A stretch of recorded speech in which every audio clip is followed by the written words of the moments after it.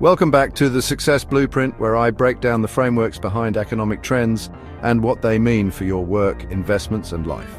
Today, we're diving into two timely indicators that shed light on the health of the United States economy, the weekly unemployment claims report, and gasoline demand as a real-time pulse of consumer behavior. Let's get into it.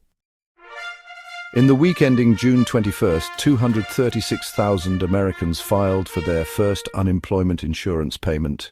That's a 4.1% drop from the previous week's revised number and below the Wall Street estimate of 245,000.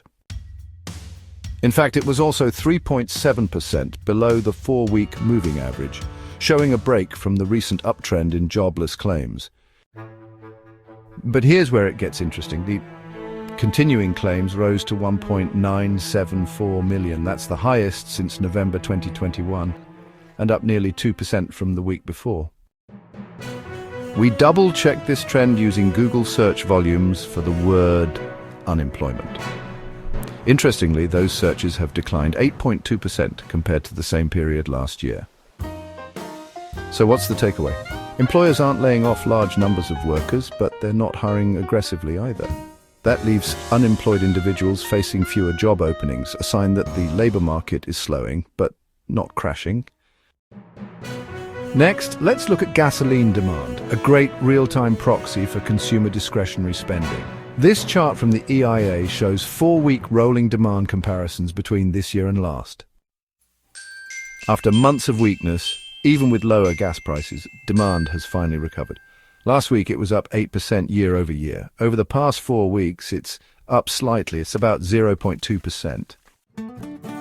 This aligns with what we've been seeing in soft retail sales reports, but the recent rise in gas demand gives us a more hopeful sign that consumers may be ready to spend this summer. So, what does this all mean for those of us trying to interpret the macro environment? We're in a cooling phase, not a crash. The labor market is loosening gradually, and consumer spending, while choppy, shows signs of revival in key areas like fuel. Whether you're managing a business, a portfolio, or your own career moves, these signals matter.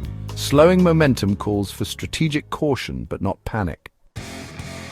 If you found this breakdown useful, give this video a like and subscribe to the Success Blueprint for more insights that connect data to decisions. Drop a comment below. Do you think the labor market is headed for a soft landing or something rougher? I'd love to hear your thoughts.